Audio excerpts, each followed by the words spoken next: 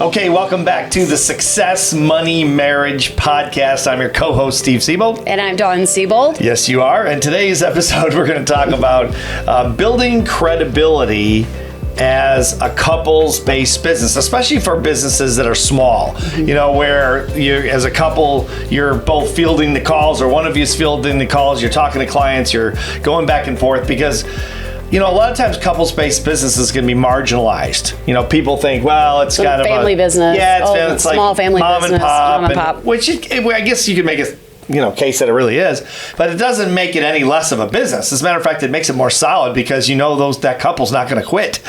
You know, I mean, they're not going to be like employees sometimes that go back and forth. They're going to be there. You know, so it's really great. But one of the things that we've done over the years, and I think it may have made a difference. I mean, there's no way to really know, I guess, is we have always kept Dawn's maiden name, which is Andrews.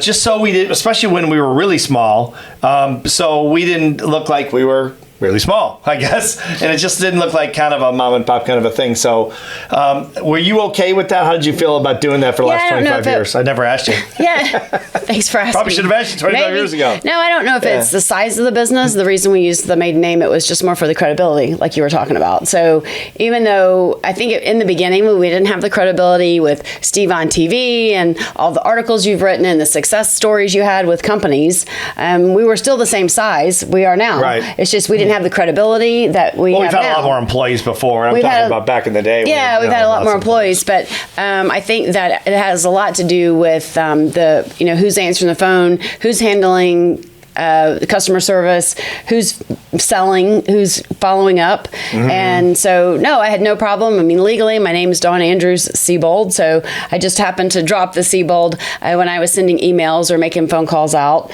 so that it sounded like we were maybe a little bit bigger than we were, but just to give us credibility in the beginning when we didn't have it. And then, of course, now once you get it, people, I don't think they really cared. I think it was more about maybe us. Probably us. It was probably us. It usually is. I mean, it usually is, you know, when you're thinking about that, projecting onto a customer, it's usually your own insecurity or whatever. Well, we were working with Fortune 100 companies in the first, couple of years. Yeah. So I think we were a little bit nervous. Long time. Yeah, for decades. Yeah, really.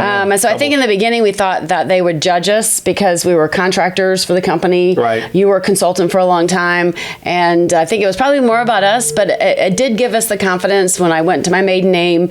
And so they were contacting me. I was filling out the contracts. I was doing the details for Steve Siebold. So it made it appear that we were maybe a little bit bigger than we were. Right. But then it's funny, like everything else, once you get successful and you have that credibility of working with companies like that and all of the attention that you've gotten in the media, your best-selling books. I mean, once you get this success, then I think you kind of flip your mindset. You don't really care anymore.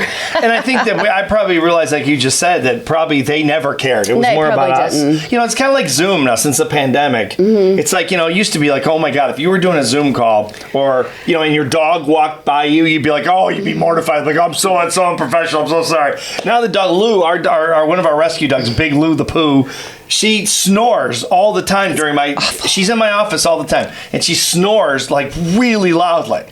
Like louder than you, which is crazy because you're a pretty loud snorer. I'm just saying. And you are too. We have a family of snorers. I have never snored in my life. I just want to I'm going to tape put that on the record. I'll put that out next week. Yeah. So I'm going to put that out. Yeah. So Big Lou is a snorer champion, and she sits right at my desk sometimes. She snores, and then the clients are like, what is that noise? And I'm like, oh, that's Big Lou. They're like, oh, okay, cool. And I'm petting Big Lou. Like, they don't care anymore. Well, they don't. But we used to, right? Yeah, but Zoom wasn't as popular back then, and it did not look professional. Well, that's my point. Is like we're so used to doing meetings now. Yeah, I know they'll fight. So y'all know we have 2 dogs, and they'll fight in the background. And I have clients now say, where are the kids? Yeah, like, where's the fight? They're sleeping. But that's acceptable now. Back then, it was not as acceptable. And I'm not sure you'd want your dog walking across your Zoom meeting if you can possibly help it. Yeah, but at some level, I think it's become more real. Absolutely. All of a sudden, you've got a pandemic where people are dying every day by the thousands. And of course, once you have it, I mean, you luckily had never had COVID. I had twice, and the first time I wouldn't say it almost killed me, but it felt like it was going to kill me. And and I think it changed everybody. I think it changed not being with people. I don't know. I think the whole culture has shifted, and I think that we're more down to earth now, we're more relaxed. And it's like, you know what? So what? The dog? Yeah, I'm out of my house. There's a dog in my house, of course. Okay, but let me ask you this. I think that's easy for you to say now. Because you've had the success, you've made the money. Yeah. So, in the speaking business, when we train people that come to our Bill Gove speech workshop, and Steve will say a couple of things that he's said on stage, and then when he leaves the room, I always have to say, okay, let's tone that back down, because Steven can do that now, because you have the credibility, you are at that level in your career that you can be a little bit edgier, go out a little bit further on the limb than someone first starting. So I would still recommend, for credibility as working as a couple in the beginning, if you're just getting started and you're in the first, maybe 1 to 5 years, and you don't have that stability locked into the industry, I would still be super careful about having your dogs behind you. And again, it's easy for us to say it now because we're down the road 30 years. But if you're still starting out, I think adding that credibility, I know one of the things that we did that I thought was really smart, other than obviously changing my name, I think it did help us in the beginning because, and again, because we were just getting started. Now people don't care because we're successful. So you know how it is, right? You get successful. But did they ever care? Was it just our insecurity? It may have been our insecurity, but I would still recommend. I don't think people care almost about anything you do as long as you deliver the service. I would still recommend in the first 1 to 5 years, if you're starting a business together, I would still, be careful about that credibility since they don't have it yet.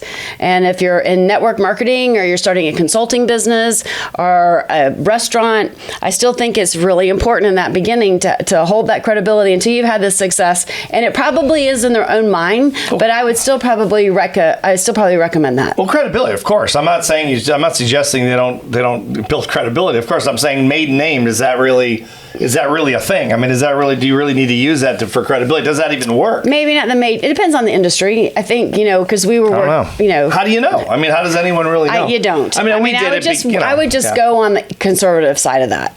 I really would. And also, too, I think one of the things that we did, and we still do, is who fields what calls, right? So Steve is the front man of our business and the writer and the speaker. And if a call comes in and someone has questions, we don't let Steve answer those phone calls because it's, a little bit of a separation. Otherwise, he would be answering those calls 24/7.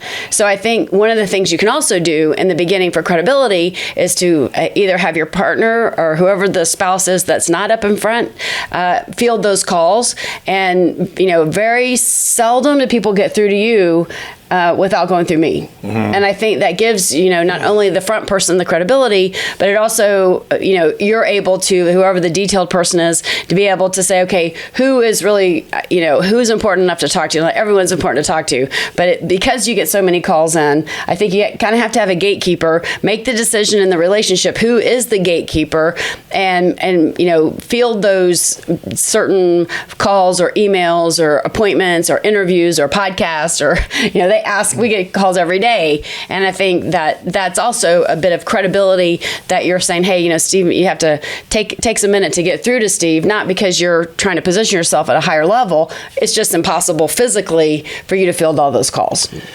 Yeah, no, I think it's something to navigate, something to definitely talk about, think about. But then I think you can go too far. I mean, I remember recommending our publicist to a client of ours, and my publicist called me back like 3 months later, and he said, I said, how's it going? And he said, you can't work with this guy. I have to go through 3 people to get to him, which is, this is a small business this guy owned. I mean, he was just a real conceited guy and real up on himself. So he somehow put all these barriers and blockades in front of him. And the guy couldn't work with him. It was ridiculous. Right. I mean, so he stopped my publicist and said, I'm done. I can't work with this guy, So I think you can go too far too, especially in the age of social media where you can get to people that you couldn't get to before.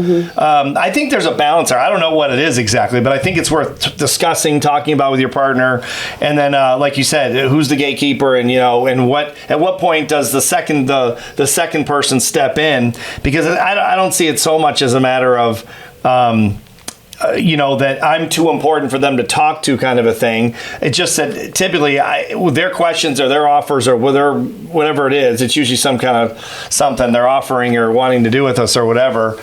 Is not really even, it's not it's not viable. I mean, it's just that most of the stuff is just not, we're not going to be able to do with them. So there's really no point in me getting on the phone and talking to them. So no, but I am talking about like in the very beginning, it's nice to have a gatekeeper to just give credibility to saying, hey, we just don't let everyone sit with Steve. And it's not that you're being conceited. It's just, putting. I didn't say I was conceited. I said the client I recommended our publicist to was conceited. What's that? What did you just say? A little bit conceited. A little what? A little bit conceited. I wasn't talking about. It's two different things. It is. I'm kidding. I'm not talking about that. I'm joking. Okay. It has nothing to do with that. It doesn't. Okay. I'm just saying the positioning for the credibility is that in the beginning when you're setting it up, have that one person be able to field those calls, and the other person only field the ones that are important that you have to take. Okay. We're getting a lighting signal here. Our light just went out, so I think that's the end of this particular episode. So consider these ideas and move forward and build as much credibility as you can. We'll see you on the next episode. Bye for now.